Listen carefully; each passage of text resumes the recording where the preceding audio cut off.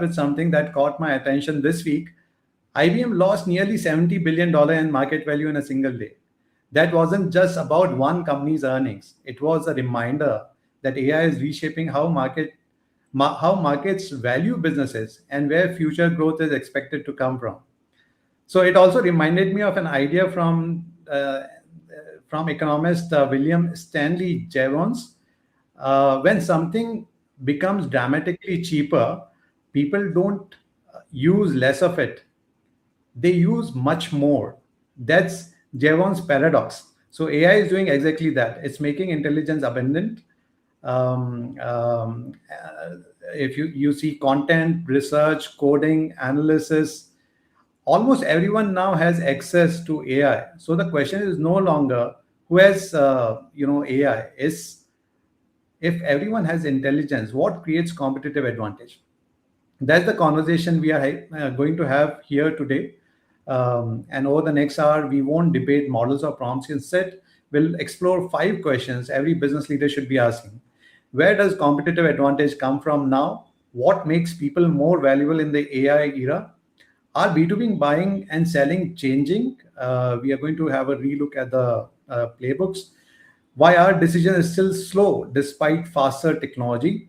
And can organizations preserve commercial judgment as AI becomes part of every decision? So let's get started. And I'm delighted to welcome two leaders who have spent decades helping organizations build businesses, lead transformation, and drive commercial growth. Let me welcome Deepak and let me welcome Preeti. So glad to have both of you with us today again in this 2020 X Vision conversation. Of course, this topic is very it's been there's a lot of conversation which are going around. Even if you look at industry leaders, they have been also talking about various issues which are related to AI adoptions, AI tokenizations, AI commercializations. And that's the topic that we are going to have a discussion today with both of you. So I formally welcome both of you in this conversation. Let me begin with one simple question. And Preeti, let me start with you. If AI has made intelligence dramatically abundant, what has become more scarce? And was the one capability, behavior, or mindset that you believe has become more valuable in the AI era? And Preeti, at the same time, you can also talk about yourself. A little intro. Would love to hear from you. Thanks. And I'll just give a very short intro. I worked with insurance companies and I worked in technology with Microsoft, Oracle.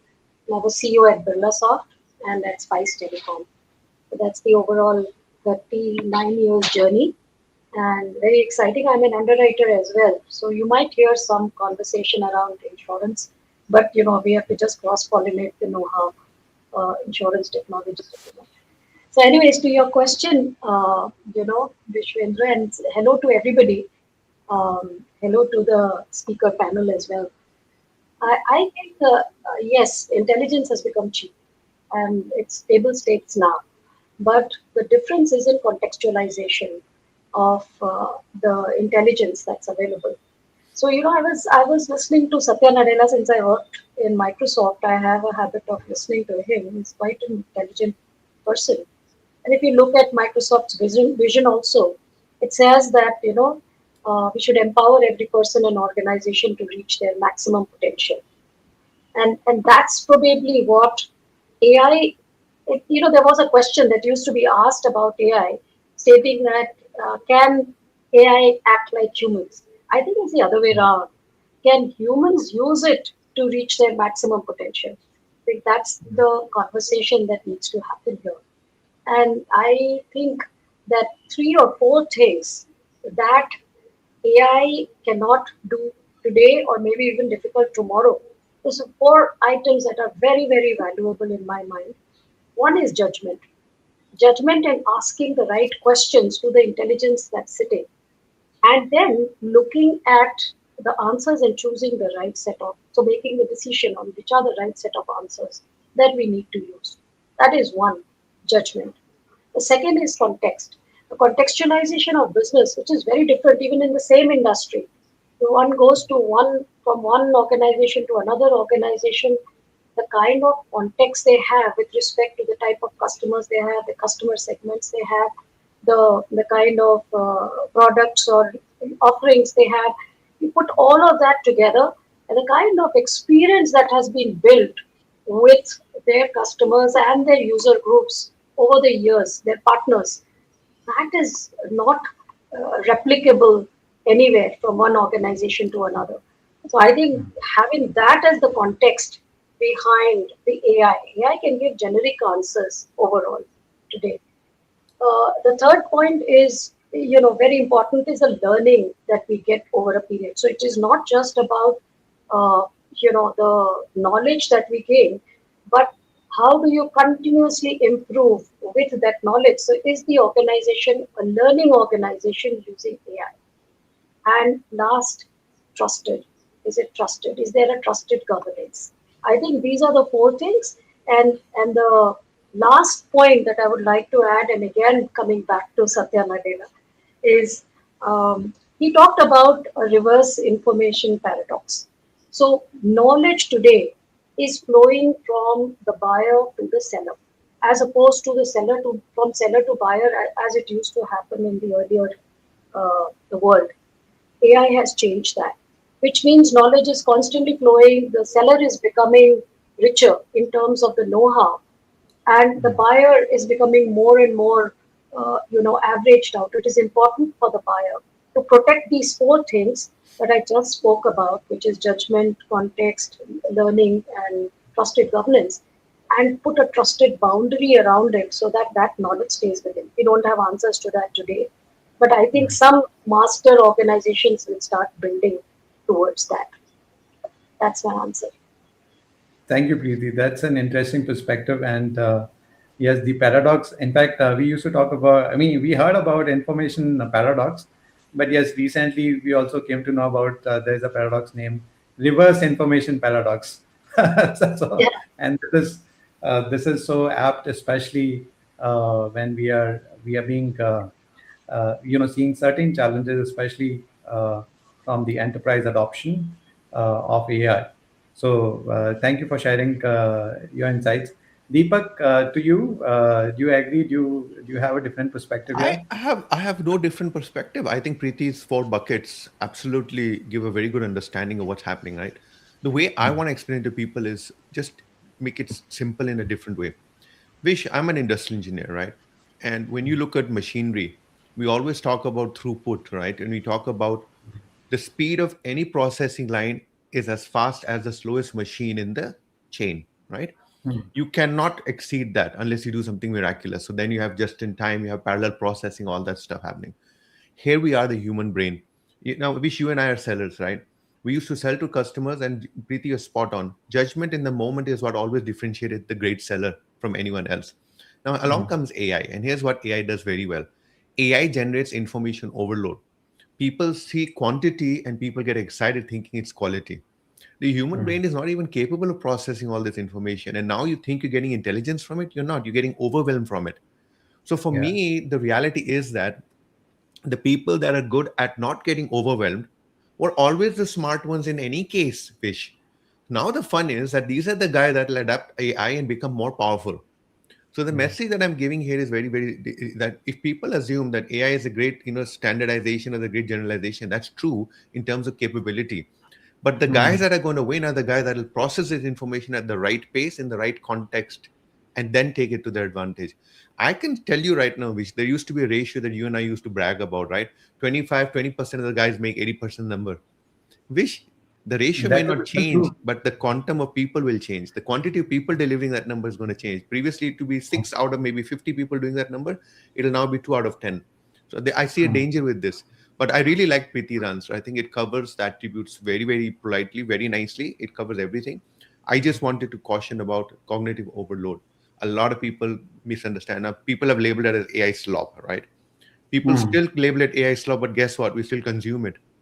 So why is Yeah. human behavior not changing? It has to change because we need to consume in a different way. We need to absorb in a different way. That's my what I would add on to Preeti's point. And yes. judgment matters.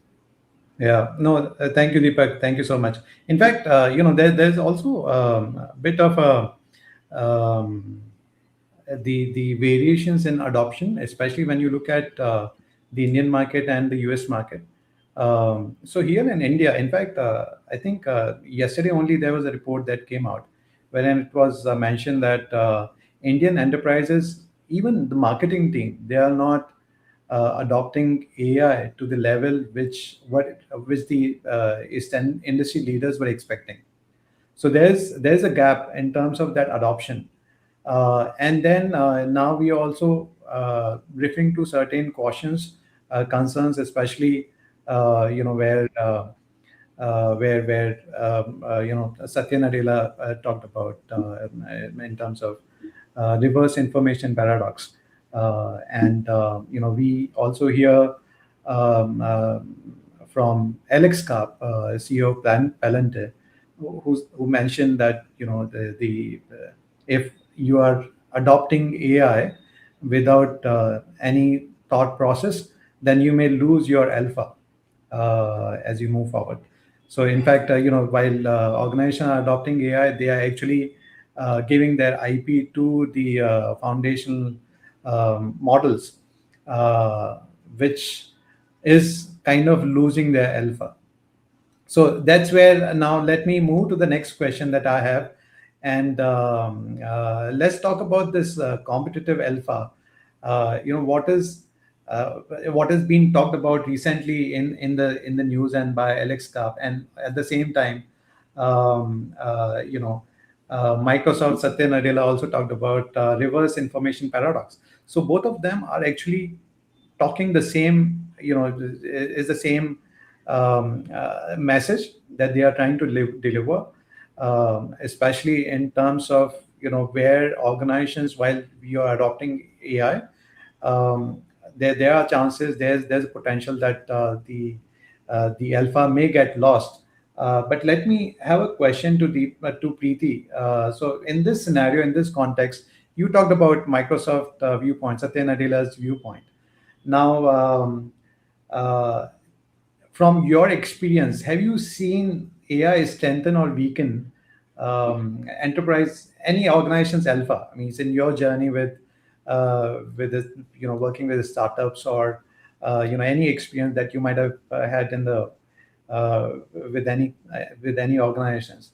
So, if you could share some examples, if you could talk about that shift in the alpha.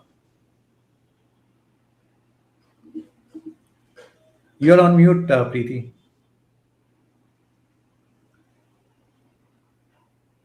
We can't hear you. She's on mute I mean, now? now. Yes, now you. Yeah, okay. Sorry about that.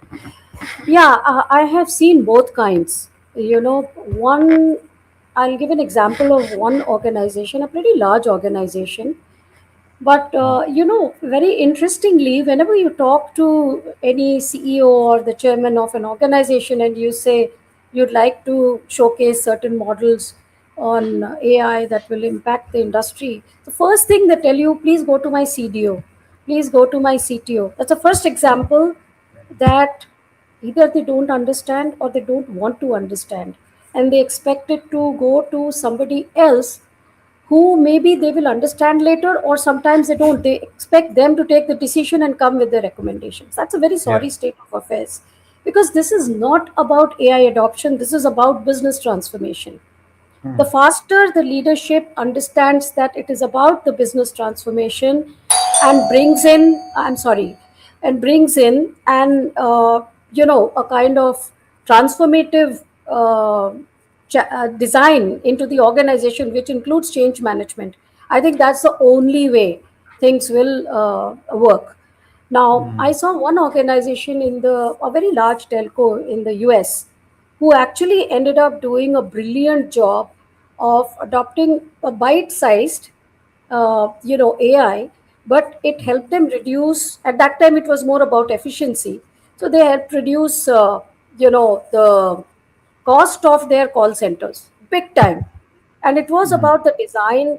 The leadership sat with us on the design. The leadership actually worked on the entire, change management solution adoption, because it was a very, very large enterprise. And I think that made a big difference. That was very, very positive, and they did get the benefits. More than the benefits, I think the people started adopting to an AI based thinking, and that was very, very relevant for them.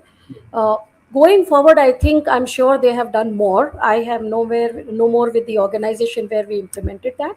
But coming to the third one, the second one, which is where things went awry.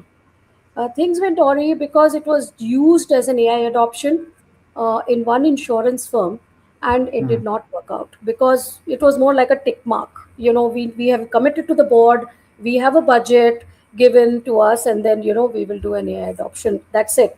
And at the end of the day, they said it was a failure. Failure simply because nobody adopted it. Nobody understood what was the value of it. Nobody realized how they can benefit. Had they done it at that point of time, I'm saying about 3 4 years back, they would have had an ample opportunity to be a master in that space.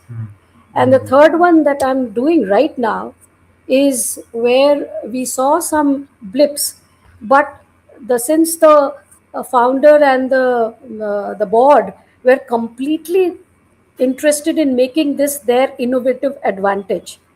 I think they all got into it. They had the patience to allow the training models to be adopted. It's very complex. It's a reinsurance organization, very complex business.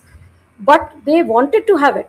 And every day I see it making a difference to different modules within the organization, the process, the data alignment. A good thing that it is a comparatively new organization. So I see new organizations who are about 0 to 5 years old, they are taking it up very fast. And there are a whole bunch of insurance organizations that are coming up which realize they have so much data, they have so much intelligence, but they don't have the design to use it effectively. And I'm pretty, excited by that world that is coming up. The older work organizations are very slow to take decisions because, insurance companies are very moneyed, by the way. So it's Yeah. okay. They get all their premium upfront. So they are cash rich, they are business rich. And if something goes wrong, they just use the cash to acquire firms. So I think that's where there is a little bit of challenge and the slowness exists. Yeah, that's a good point. In fact, younger organizations, they are more agile in terms of adopting innovation and new age tech as compared to the older organization, because of the inertia that they have. So sometimes, I also remember from corporate life, used to sometimes call these organizations as elephant in the room. So Yes. it takes a lot Yeah. of a lot of energy and effort to educate your customer to understand why, or to even get to the point where they start considering whether they should adopt a new technology or not. But let me move to Deepak. Deepak, what is your viewpoint? I think there are certain good examples that have been shared by Preeti. So, what do you think? Do you see organizations losing their competitive edge if they are using AI, or without even realizing it? So, are there any such scenarios that you have seen in the Oh, industry? tons of scenarios, tons of scenarios. Look, we just spoke about calling the elephant in the room, right? We sit in meetings and the CEO says something fantastic, and you sit there, and obvious to you there's something flawed in what he said, but we don't call out what I call the elephant in the room, which is there's something that's factually wrong that you just presented, but we don't, because we kind of like go with the flow. So I'm going to take a very jaundiced view of this, right? Here's my dilemma. I work with a lot of sales leaders, and I look at their behavior. And the problem that I'm seeing is pretty simple. I look at people talking about AI as if it's a tool, right? And this is the same problem that I remember from the 80s, the 90s, core competence. We went through that theory, right? Don't outsource your core competence, but we still outsource it. Then they said, don't outsource your tribal knowledge, but we still outsource our tribal knowledge, right?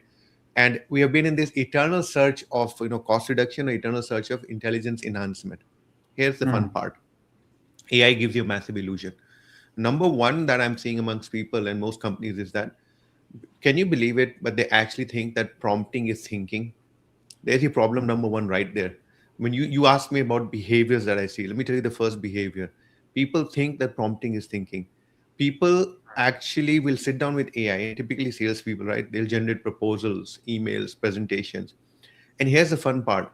When I ask them fundamental questions around the understanding of the customer's business and what exactly are they aiming to deliver to the customer, they gave me what I call a hodgepodge of answers, but they never give me the true underlying commercial outcome that they're going to deliver to the customer. That's a big problem for us. The second behavior when we talk about alpha is, there's this entire thing. I spent 2 hours with AI and I produced 17 slides, right? To me, that's confusing productivity with performance. AI is performative, right? Mm. Preeti used a lot of words about AI, but I can tell you AI is also performative.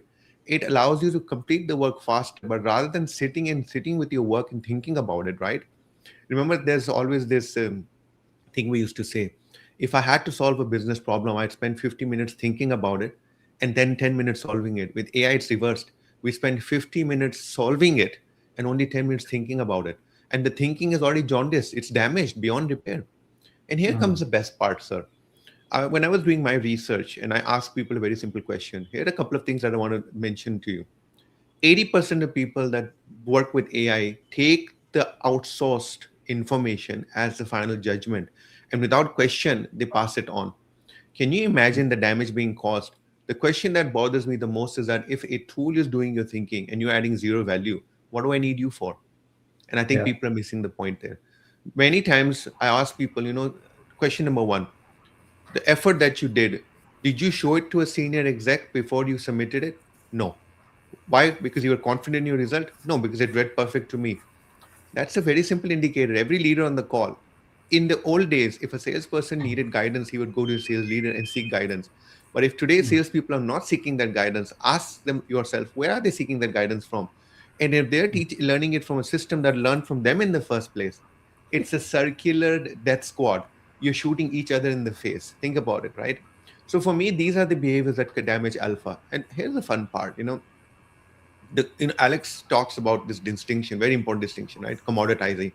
First of all, can you imagine, Vish? We're talking about a commodity whose real price is not even visible to us. What are we Yeah. saying here? We are using a subsidized product whose real cost is not even visible to us. People tell me about the 3% people using a digital divide of 97%, and I'm just smiling. What would happen to that divide when the real cost gets exposed? Because at some point, the bubble has to burst, right? So I can tell you one thing. I've worked with HP, Sun, Capgemini, and these companies don't win because they process information faster. They win because they interpret information far better than their competition, right? And then they Mm. align the internal stakeholders and their customers. At the end of the day, if a company is going to use AI as a glue to do that, I wish them all the best. And I wish them good speed, Godspeed on the downhill that they're about to go down on. Back to you, Mm. sir. Thank you, Deepak. I think that's a good perspective. So I have got a comment from Sujoday Ghosh, and I thought let me just pick that comment. He actually commented on a previous post, and he has a point here, which is primarily in terms of the gauge that the customers are using. So his perspective is that perhaps customers are using a wrong gauge to make a decision on AI, like immediate ROI, etc., which is an incorrect practice to assess the value of futuristic technology. So the ones that are still going ahead is perhaps due to sheer scales that they have realized managing with analysts and automation was simply not possible, and few have devoted themselves in building AI, forgetting the core for which their organizations stand for in this highly evolving tech space. So there are actually two questions which he has shared in his perspective. So one is, the customers are using a wrong gauge to assess the effectiveness of AI, and secondly, they are forgetting the core within their organizations when they are building or they are devoting themselves on building their workflows as per AI. So, any comments that you have? That's a I, question to both of you. this is one of those topics that Preeti, you and I could sit in the corner and cry and laugh at the same time, right? Yes. Here's wish the fun that I've noticed with humanity, right? We are in this eternal search for cost reduction, cost arbitrage, we have tried everything. We first said let's outsource to India, then we said let's outsource to second tier cities in India, and now we're going to talk about outsourcing to third tier cities in India, right? And I Mm. think you go back to the fundamentals. What exactly were you outsourcing? Why were you outsourcing? That those principles were true in the 80s. Those principles are still true today. Mm. 95% of AI effort fails for the simple reason that they built on very bad understanding of the process itself. People Mm. like it's I don't know how to say this to you, but it's like, getting a gym membership. You have done no analysis for capacity or capability, but you got the gym membership and now you're severely excited. And you have got this, and of course, AI gives you all the posters, right? That you create of yourself wearing those, tight underwear, tight cape, and you're like looking super god. The effort is still there. So for me, Mm. I always tell people, think of the fundamental principles. Do you have a robust process? Have you understood the process? Then we put AI on top of that. AI is Mm. not just a tool. AI is a thought process. I like what Preeti said. It's a business transformation, and I think that's a problem right there. And honestly speaking, if AI is a force multiplier, right? Yeah. Then the question is, where is HR in all of this, and why is this not a human capital issue? Yes, This absolutely. is this is a big question, and here's the dilemma, right, Preeti? For the last 50 years, we are shouting that humans are what create companies. Because at 5 p.m., all you have left is a building. Everyone's gone home. Yes, So where's the P&L? Where's the balance sheet that actually shows that human capital? We still call it old accounting terms, right? Goodwill. We still call it, trademarks. We don't call human capital has always been difficult to pinpoint. So therefore, we and this is why I'm not sounding pessimistic, Vish. All I'm saying is that human beings really need to slow down a bit here. We are Yeah. always fear of missing out. We're always looking at shiny objects. And I think Mm. people like me who kind of say, could you please slow down? There's a difference between building a video of yourself riding a dolphin, whereas Mm. building a video that actually solves a problem. And 90% of humanity is spending time solving issues or using AI for the wrong reasons. And I'm not even going to get into the sustainability issues raised in my mind about all Mm. this energy, all this consumption that's being done, Yeah. fruitless, in my opinion. Sorry, Preeti, over to you, ma'am, if you have anything to add. Yeah, no, no. I think you covered it all. I am seeing that I would call it a little bit of frustration, in terms of being able to explain to the top guys in the organization, let's sit on the table, try and understand what is it that you can do with AI. Please do not treat it as a budgeted, tick mark, which I said earlier. But you bring out a very, very valuable point. I've seen some learning organizations. Some of them were.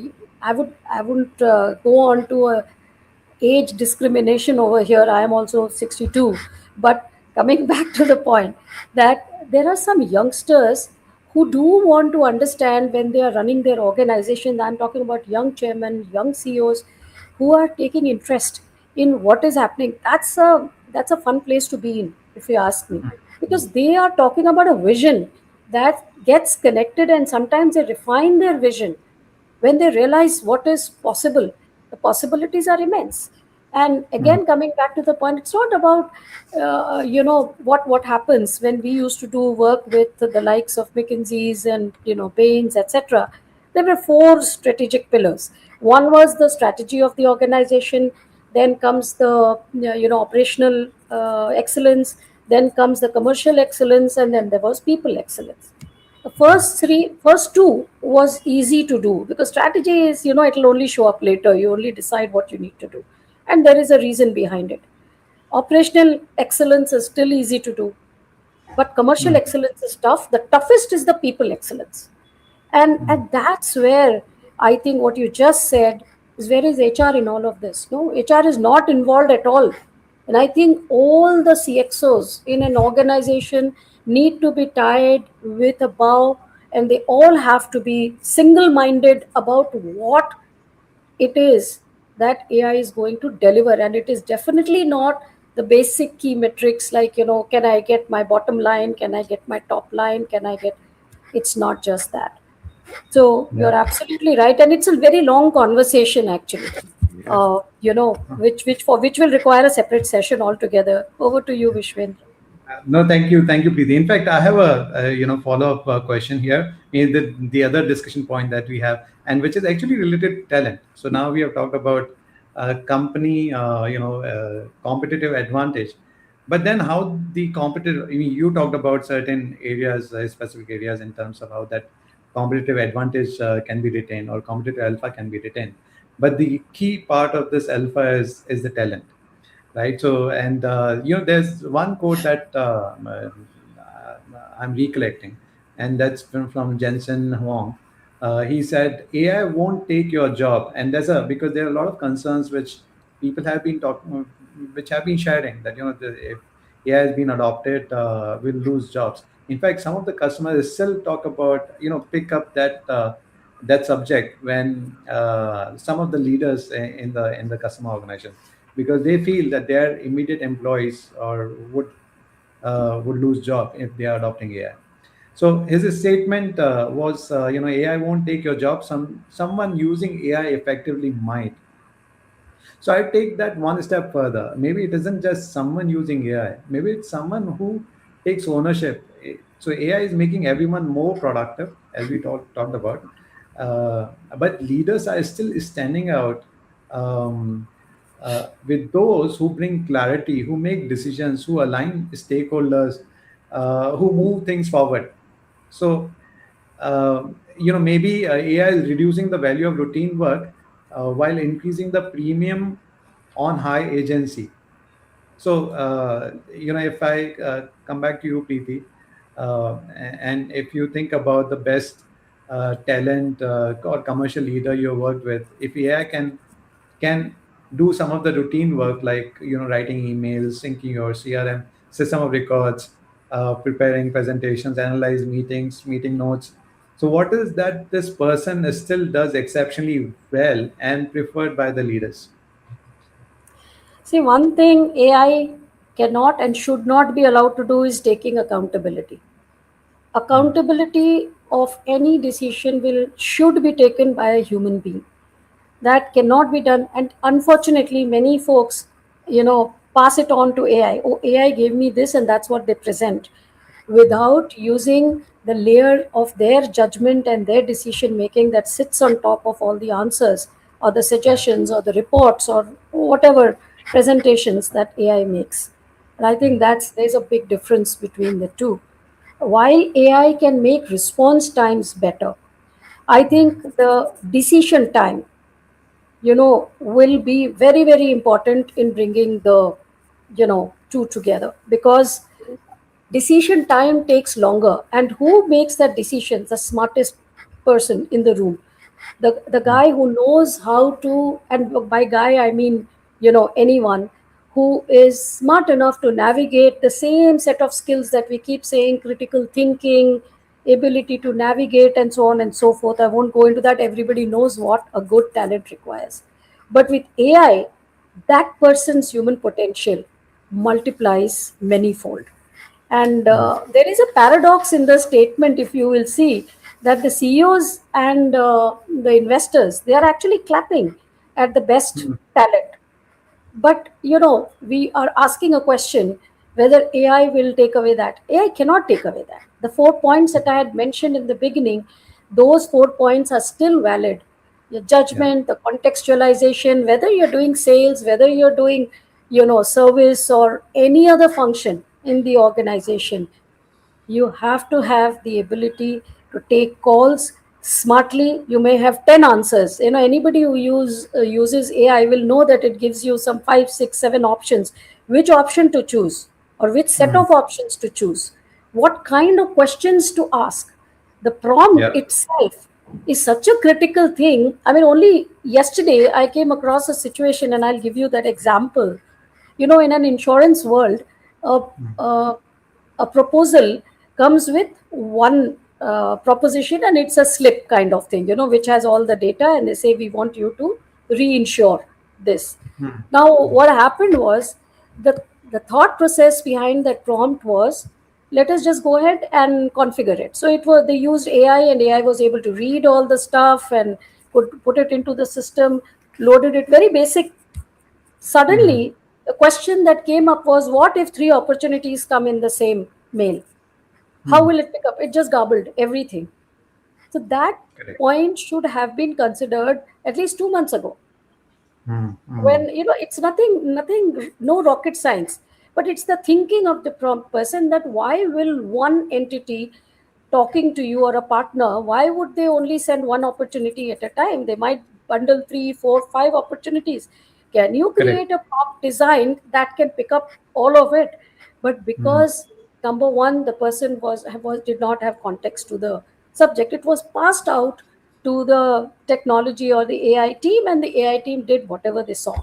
So it was more Mm. of an order taking exercise rather than ability to think through and be able to respond to that. I think that's a direct example, very simple example, but there are Yeah. many more complex examples in running a business.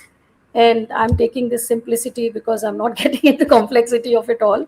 But this happens all the time. And No, that's a very relevant example. In fact, most of the organizations, I have seen, I'm working with or worked with, have faced similar kind of situations wherein they do not have clarity on the prompt, or they do not have clarity even on the workflows. yes, What should be. So if I have certain context, then what is next? So that's where AI is not able to execute in the way a high agency human can do. But yeah, good to have that context. And let me request the audience to share their questions. We have only 20-25 minutes left for this session, so do share your questions, and we'll ensure that I'll prioritize your questions or the questions that I have. I have many questions as of now, but I would still prefer if the audience could share their questions, as we have a surprise gift for them. So, but let me come to so we talked about the company, Alpha. We also talked about the high agency talent. Now let me, talk about the commercial playbooks. And we especially when we are looking at the buyers, so how buyers perspective has been changing, and how these playbooks that we have um, are would that be still fit for purpose, or do we need to revisit those? So in fact, for many years, and you would agree with me that we have been, one idea that was all around B2B sales, which is educate the buyer. So, and most of the sales book, from Spin and Challenger to Value Selling and Matic, were created when sellers knew more than buyers. So I'm not sure that's true anymore, but because today's buyers have already spoken to AI, they have, compared vendors, uh, they have read analyst reports, watched demos, so on and so forth. So perhaps the seller's role might be changing from educating buyers to helping buyers make sense of complexity, something of those lines. But let me have this question to Deepak. So Deepak, if buyers are already informed before the first meeting, what are sellers really selling today? And are we, the sales playbook that we had from yesteryears, do we need to revisit these sales playbooks? Quite a lot there, Vish. I mean, we spoke about Medic, Challenger, Spice. These are all, sales techniques, sales methodologies. I'm a Sanders certified person. Here's the reality. People throw these names out, right, in the hope that we're going to throw stones at them. And here's reality. It's like the 10 commandments. Life can be very simple. You live them on basic rules and principles, right? I can tell you right now, there's no technique is going to die just like that, right? Here's why. Because I think what's happening in this conversation is that we confuse a framework with a script. Script, this is what I've hated about selling, right, Fish? Scripting. Too much scripting will always kill you. And that's where the frameworks rise above that, right? A framework teaches you a methodology or a system, not a script. And what I want to tell people is as follows. Great sales methodologies have never been about following the exact same order of questions, right? They've actually been teaching you how to question, how to discover. It's always been about thinking. When did we, I mean, if you look at the novice salesperson, right, they're the ones following scripts, but a senior folk person would never follow script. He follows his gut, he follows his instinct. So for me, that is always been the way of thinking. That's what I've experienced, right? So now what AI is doing is that it's exposing that type of thinking, and it's turning those frameworks into checklists. That's the danger. And I think this is a message I've been trying to explain to people. What you're now doing is whatever commercial judgment you have developed, you are now second guessing yourself because AI tells you in immense detail what they recommend, right? Hmm. I These, what we're trying to do with AI and what we're trying to do in sellers and with these frameworks, they're very different jobs. 20 Mm. years ago, honestly, if you and I were selling, we walked into a room, you and I were expected to know more about our product than what the customer knew, right, Vish? It was our Yeah. job to educate them about our product, right? Now, today, Yes. everyone bashes features. I get that. And we want to talk about pain. But here's the fun part: AI has actually accelerated the customer's own understanding. They're most likely compared competitors. Most likely, they've got some very powerful AI that has looked at analyst reports, and they actually have questions for us which are very pointed. Mm. Instead of us showing them a 1 hour demo, maybe they only need to see a 15-minute demo that only covers three items in it, right? So Mm. the fun Mm. part here is that it's not about the information. The information is there. It's more about alignment. The future is going to be for a salesperson that can actually get that alignment.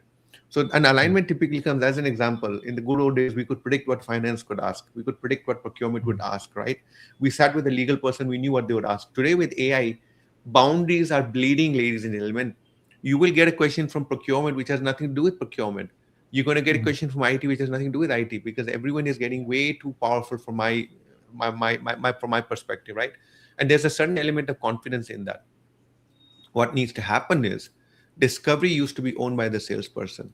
Wish, Mm. we spoke about agency earlier, right? Yeah. Discovery is now not going to be only about pain. It's also going to be about what is the fundamental decision making system inside the customer, who influences whom, and how will consensus break down. We need to target that. And I can tell Mm. you right now, Vish, the same techniques that were very powerful 20 years ago are the ones that are needed again today. But their challenge now is different. There's an onslaught from AI. You really require people with heart and spirit to actually understand. AI is Mm. not a teacher. AI is just a sharpener of your own intelligence. To me, AI stands for artificial intelligence, but in the case of a salesperson, it stands for augmented intelligence. And when you Mm. understand that you are not the human in the loop, you are the human with AI in the loop, that's when selling people will preserve themselves. Now, to answer this very question, someone using AI will take your job. Let me put it to this way. The metaphor in my mind is, and I say this to salespeople, when you are already in a competitive field where your judgment is made upon your performance, and where we already know that mathematically speaking, over time, the law of averages, law of large numbers tells us that 20% of the guys will make 80% of the number. Why do Mm. you think that AI is going to help everyone equally then? Think about it, right? The great equalizer, rising water rises all. Watch out for that. Number two, Mm. if you are in a field and you have to run to the other end and the field has got rocks, the salesperson that stops to put on his sport shoes and then run is going to win. And for me, Mm. AI is the sport shoes. He will actually sit down, put those shoes on while the rest have just started running, because they believe that they need to do the motions. That's AI for you right there. And people tell me, Deepak, you sound like a pessimist. AI will not reduce jobs. AI will create new jobs. And my answer is as follows. In the last 10 years that I've been doing predictive analytics, most jobs that were created that were in demand for data analytics and stuff required some level of intelligence, some required some specialized training. But the Mm. jobs going away today to AI are not those specialized jobs, right? Yet. The good news about AI is that previously we used to cut the cake this way, right, Preeti? Now finally we're cutting the cake this way. And when we cut the cake this way, the very people that used to think that they're sitting at the top sacrosanct because they spent 8 minutes, 20 minutes, 30 minutes thinking about a slide now have lost that ability. This thinking is done by a tool, and that thinking is done at a faster rate than what humans could have done. So Yeah. there will be I'm not saying it's apocalypse, right? Apocalypse, is that the right pronunciation? I'm not saying that. I don't want to be chicken little, the sky is falling. But I do want to warn people, if you're not adopting, not embracing, and not doing it in control, you do put yourself on the back foot. Absolutely. And that's the elephant in the room for me, Vish. Thank you. Thanks, Deepak. So that's a very good point, and especially when we are, referring to the sales playbooks. So, as you said, sales playbooks are not, need to be revisited as we move forward, because buyers' way of buying is also changing at the same time. So there's also when buyers are doing that bit of education themselves, there's also a speed confidence paradox that comes in, especially while they are getting fast responses from the sales team, but the decisions have become very slow. And we also talked about some of these aspects, especially in terms of how salespeople could become have been responding very fast, but still at the same time the buyers are not able to make a decision, though they have a lot of information which they have gathered from various sources, through AI, through proposals, or the demos, the case series. um, However, their response time is slow. So that's a question to Preeti. So if we have made this, if the AI has actually um, made uh, made the speed, means it, in terms of um, uh, what you say, is the uh, bring bringing the seller organization up to speed, especially on the areas which they were lacking earlier.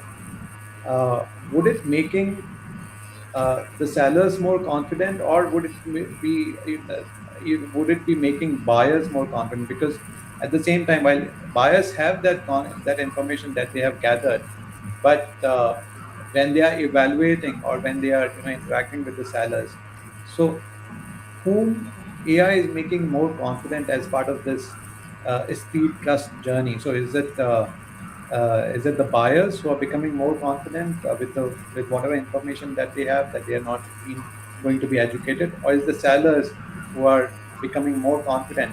But then, if they are becoming confident, where is the gap? Why the decision taking a lot of time? That's a very interesting question, and to me, it is an extension of what Deepak just explained beautifully. Mhm. You know, here's what I also come from the sales world, and I realize that whenever you go to a customer, especially if you are speaking to a knowledgeable person, today they also have access to AI. The kind of Mhm. questions we as sellers, I'm talking from a seller perspective, and I'll come down to the buyer's perspective as well.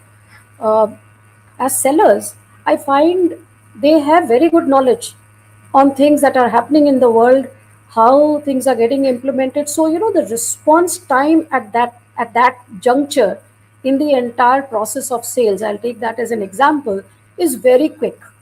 I mean, they know everything, and so you don't have to educate them as much because they can go and do their own homework.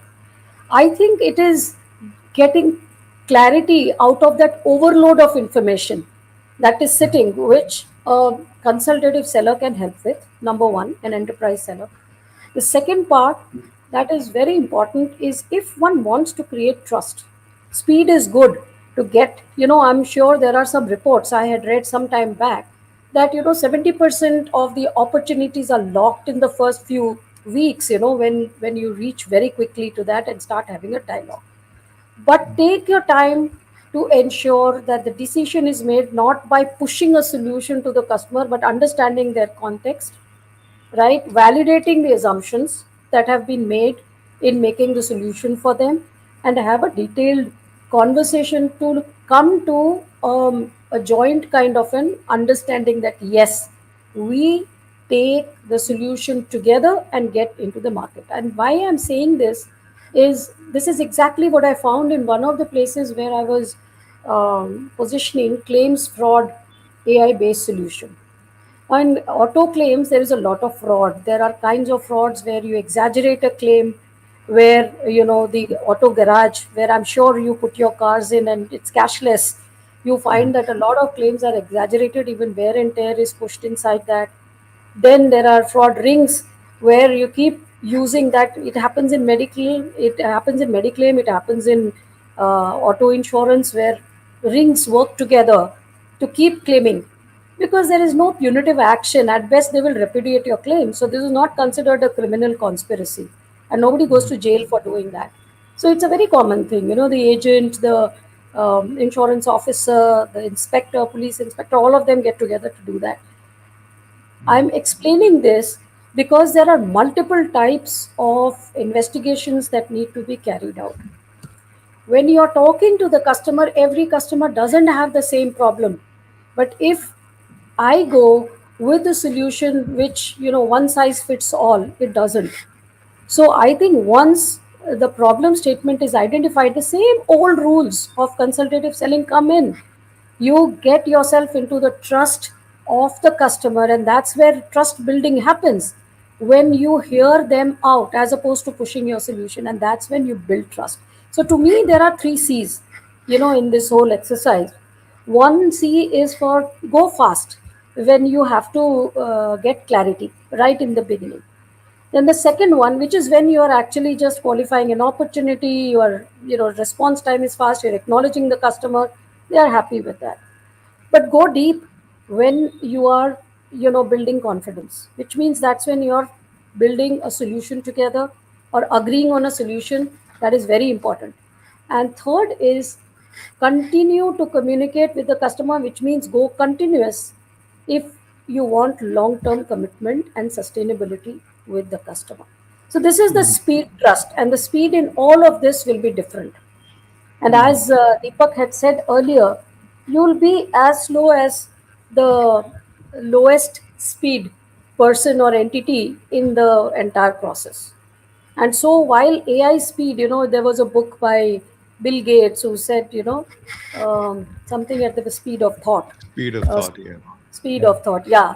So I'm just trying to get there, that it that cannot be the way things work. They will work at the pace of the organization with whom you work, and the lowest common denominator will be the decision making speed. So speed Mm, and trust have to be balanced out in the entire process. At this stage, I believe the speed is faster as opposed to earlier.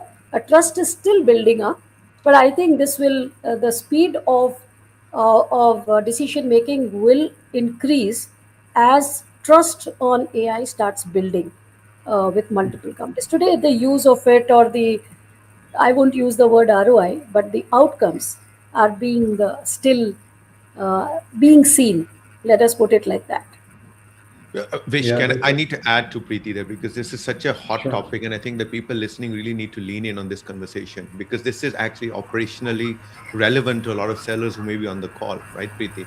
Here's what I've come to realize.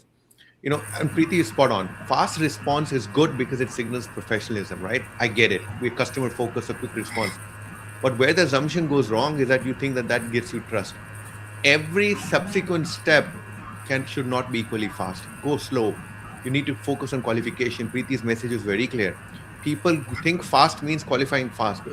Qualifying fast to get out, yes, I can understand. But if you're qualifying always to stay in, you have a Yes. problem, right? So what's going on there? And I can be honest with you, ladies and gentlemen, I can today generate 50 beautifully formatted pages. Awesome. But I can tell you, I've not understood the commercial problem I'm trying to solve. But guess what? I have 50 slick pages ready to go. That's a massive problem. People are now looking at that slickness and getting confused. Slickness does not constitute, validity. Quality is very, very important. And I can tell you one thing, and I want to say this to everyone on this call here. Wish in my entire career, I have never seen how I won a complex deal by submitting my proposal 24 hours earlier. I've never seen Mm, that. I've never seen it. I'm waiting for the day that my submitting the complex bid early got me, it's ultimately what resonates, right? If my bid that I submitted 24 hours earlier answered the wrong problem, ignores the right key stakeholders, right? And makes no compelling business case, then what speed am I talking about? yeah. Back to you, Ish. Thank you. That's a very good point. In fact, so the what I could make out is the speed trust balance has to be worked out, and we cannot leave that to AI for that kind of judgment. When we should fasten the process, or when we should focus our time and effort in building that trust. So yeah, that's a human judgment. That's a the and I'm not sure if that can be solved by AI in future, but I think that's still going to be owned by the human who will be involved in that seller or buying journey. So I've also received a comment here. Sorry, I'm not able to see the name of the person, but his comment is, we can easily make out if it is sales marketing. It is a sales marketing by an AI agent or a human agent. I always reject a machine powered sales pitch right away. So yeah, that's again, goes back to the point that you made about the trust.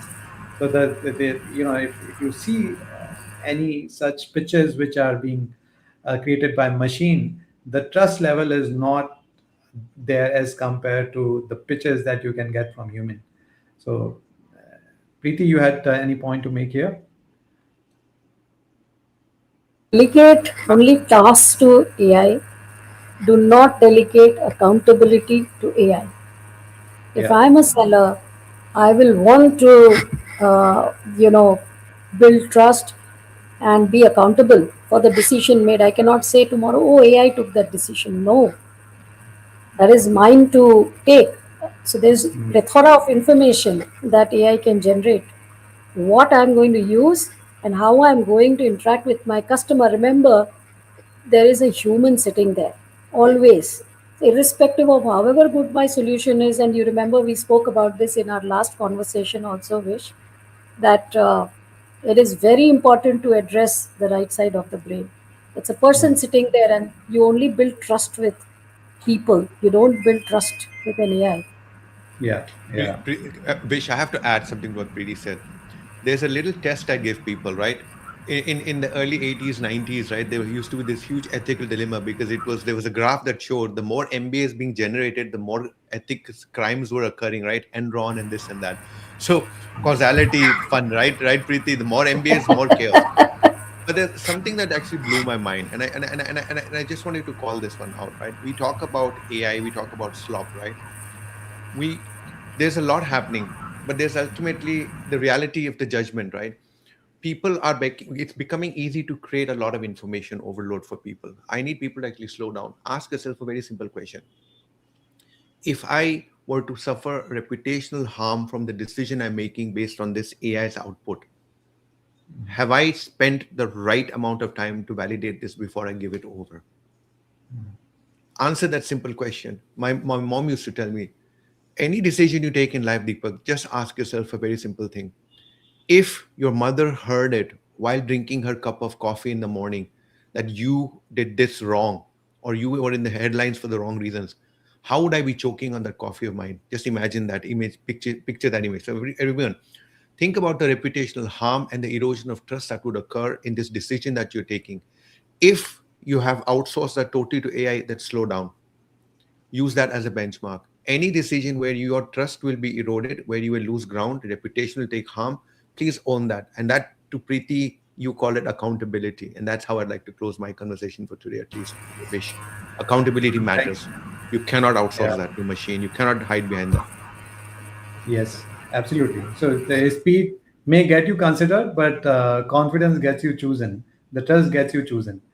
So I have one more question, which is the last question for the session, and this is because we already talked about, in the entire discussion we talked about the various angles, especially in terms of alpha, in terms of high agency talent.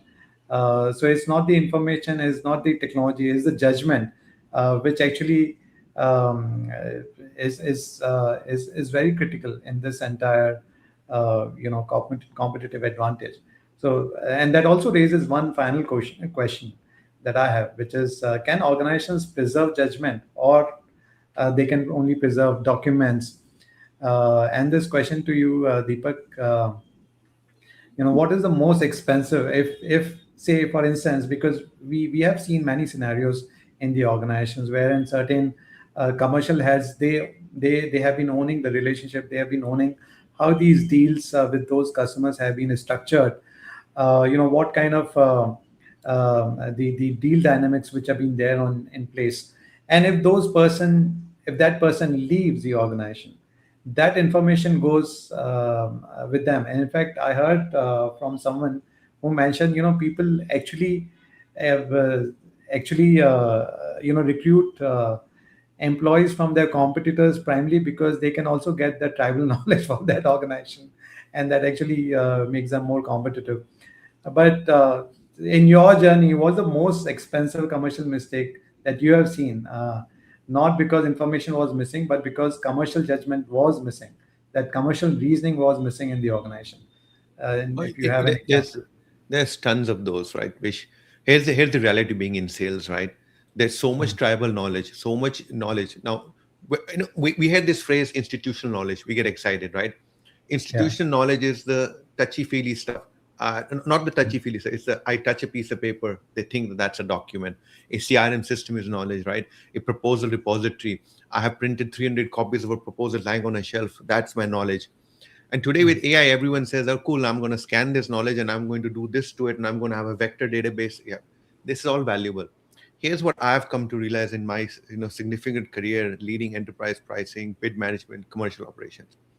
You can have all the outstanding systems in the world. You can have every code that's documented. You can make a lot of decisions on that.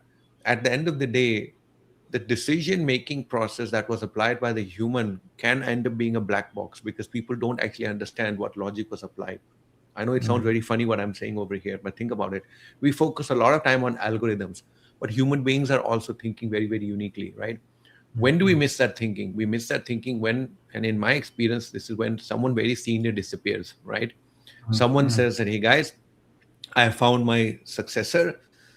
We have brought in someone who is young, dynamic, understands how AI works.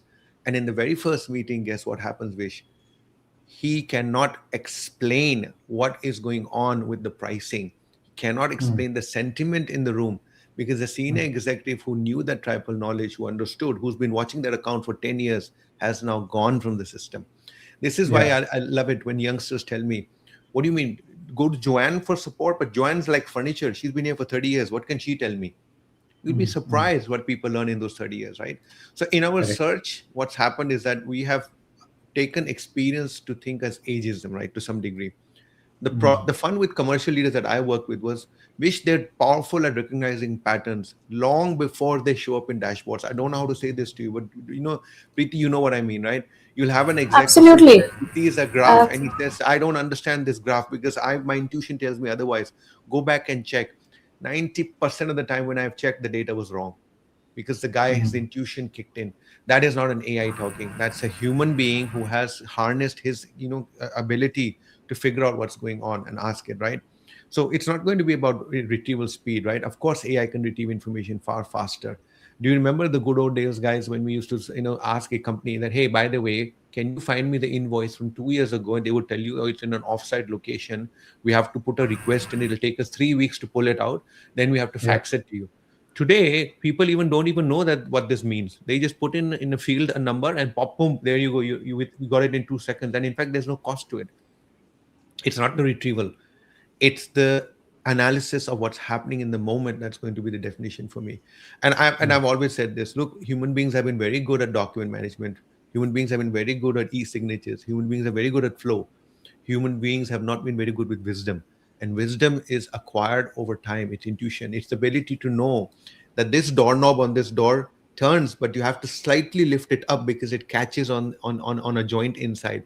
And when you do it, only then the door opens, right? How many times at home we had this situation where the child says, Mom, I can't get out. My door is locked. And you say, oh, calm down, calm down. Lift the key up slightly, rotate it, then it'll open, and it opens. That, ladies and gentlemen, is passed through generations of conversations, generations of experience. I'm sounding very nostalgic right now, but to me, I think that's very important. We need to preserve this commercial judgment, and we need to preserve it at scale. Back to the human capital issue. Over to you, Vish. Thank you, Deepak. Thank you so much for these views. Preeti, you had a point. Do you think how can an organization retain a commercial memory in the age of AI era? Do you have any point here to make? You're on mute. Okay, I think Preeti, can you hear us? All right, I think she can't hear us. But I'm going to, with this note that is being shared by Deepak, I'm going to quickly conclude this session. And it was a very thought-provoking session. Thank you, Preeti, and thank you, Deepak, for sharing your views with the audience. And thank you to everyone who joined us live and made today's conversation engaging. Of course, we haven't got candidates who have asked that many questions, but if you have any request to have one-on-one conversation with our speakers, do share with us. But let me quickly conclude before I finally close this session. So when we started, we asked a simple question: AI, everyone has it. Why our business is still losing? So after listening to both of you, I think one thing has become clear: If intelligence is becoming abundant, competitive advantage must come from somewhere else. And I like to leave with the 5 leadership shifts for the AI era. The first shift is from intelligence to judgment that we talked about. So AI can generate answers, leaders create judgment. Second shift is from productivity to agency. So everyone can become more productive.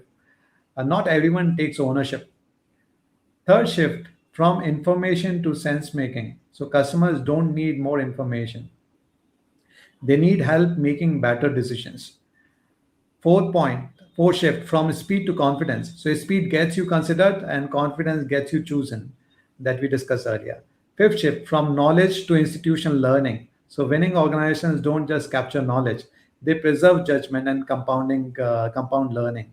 And if there's one message I would leave you with it is this: the winners in the AI era won't simply have better AI. They will build organizations that learn faster, decide better, and adapt quicker than everyone else. Because in the end, AI can generate intelligence, but only people and great organizations can build judgment. So that's the last part of this conversation. And apart from that, we have our next session on 20th of August. And this session is on are your commercial assumptions becoming liabilities? We have 2 gentlemen who are joining us. One is Sanjay Srivastav and other is Vijay Sabarwal. They are both coming from the industrial real estate background, and we'll be actually talking about these commercial assumptions from the perspective of products, pricing, customer, competition, markets within the and growth within the industrial and B2B manufacturing organizations. So thank you so much for joining this session, and do register for this session that we have displayed here. The link of this session is going to be shared in the comment section. But thank you again. Thanks Preeti and Deepak for joining this session and making this conversation very informative and insightful. And I'd like to also thank the audience who have joined us today. And we'll see you on 20th of August. Thank you so much. Bye, everyone.